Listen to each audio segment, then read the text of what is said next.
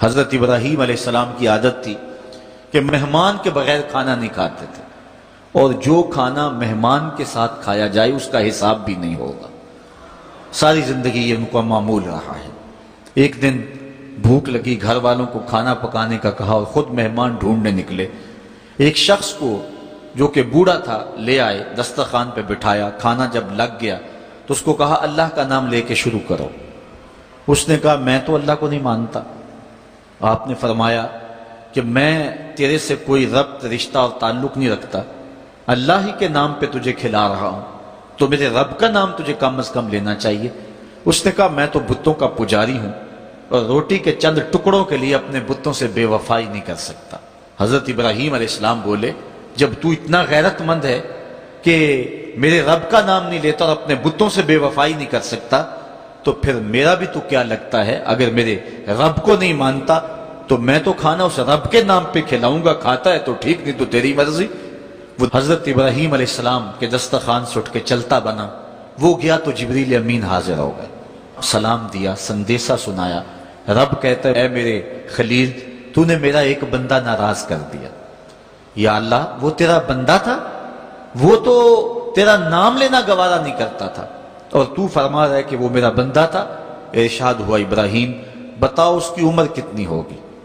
یا اللہ 80 سال کے قریب ہوگی۔ کہا اتنا عرصہ ہو گیا نا میں اس کو رزق دے رہا ہوں، تم ایک دن نہیں کھلا سکے؟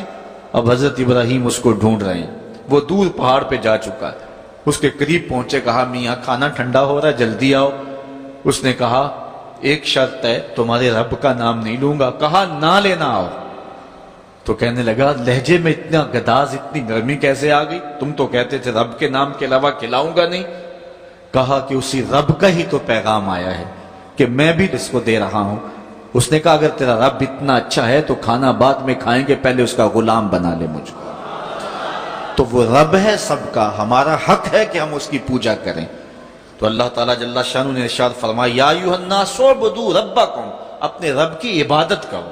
ایک تو وہ تمہارا رب ہے، اور پھر الذی خلقکم، اس نے تمہیں پیدا بھی کیا۔ توجہ چاہوں گا کتنی شان ہے کہ اس نے تخلیق بھی کیا اور پھر اس نے تمہاری تربیت بھی کی۔ جو تخلیق بھی کرے اور تمہاری تربیت بھی کرے، کیا اس کا حق نہیں ہے کہ اس کے حضور سجدہ ریزیاں کی جائیں؟ ساری زندگی انسان ماں کی خدمت کرتا رہے تو بتاؤ ماں کی خدمتوں کا بدلہ دے سکتا ہے؟ ماں کے پیار کا صلہ دے سکتا ہے؟ تو انسان جتنی مرضی خدمت کر کے ماں باپ کو راضی کرنے کی کوشش کرے وہ تو راضی ہوتے ہیں، بلکہ نالائق اولاد کے لیے ماں باپ کی دعائیں اور زیادہ ہوتی ہیں۔ تو انسان ان کی خدمت کا حق نہیں دے سکتا۔ ماں باپ کے اتنے حق کیوں ہیں؟ اس لیے کہ ماں نے بیٹے کو جنم دیا، جس نے جنم دیا ہے اس کے اتنے حق ہیں، تو جس رب نے خلق کیا ہے اس کے کتنے حق ہوں گے؟ جس نے تخلیق کیا ہے، دستے قدرت سے بنایا ہے، تو پھر اس کے کتنے حق ہوں گے؟ تو مجھے بتائیے اس شخص سے بڑا بدبخت کوئی ہو سکتا ہے جو اللہ کے حضور سجدہ ریزی نہیں کرتا؟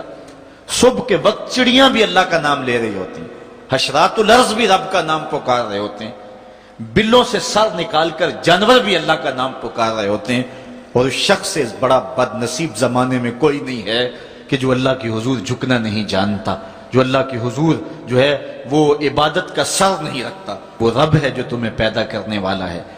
ماں کے رحم کے اندر کون نقش و ونگار دینے والا ہے؟ کس نے گوشت کے لوتھڑے کو بولنا سکھایا ہے؟ کس نے چشم خانوں کے اندر روشن چراغ رکھ دیے ہیں؟ اور کس نے سر کے اندر ایک نشیط اور روشن دماغ رکھ دیا ہے؟ کس نے ہاتھوں کو پکڑنے کی قوت دی اور کانوں کو شنوائی کی طاقت دی؟ اور کس نے جو ہے وہ سونگھنے کی قوت اور قوت شامہ ناک کے نتنوں کے اندر رکھ دی؟ کون ہے جو ٹانگوں میں زور پیدا کرتا ہے؟ کون ہے جس نے چھاتی کو طاقت دی؟ کون ہے جس نے انسانیت کو احسن تقویم بنایا؟ انسان، کیا تیرا حق ہے کہ مسجد کے قریب سے تو گزر جائے اور اللہ کا نمائندہ پکار رہا ہو حی علی الصلاۃ حی علی الفلاح، آجا نیکی کی طرف، آجا نماز کی طرف، اور تو جو ہے وہ اس کو سننے کے باوجود گزر جائے؟ ایسا ہو سکتا ہے کہ تو اس کے حضور آئے نہ، حاضر ہی نہ ہو؟ یہ بد نصیبی نہیں تو اور کیا ہے؟ اللہ تعالیٰ جل شانہ ہمیں اپنی عبادت کی توفیق نصیب فرمائے۔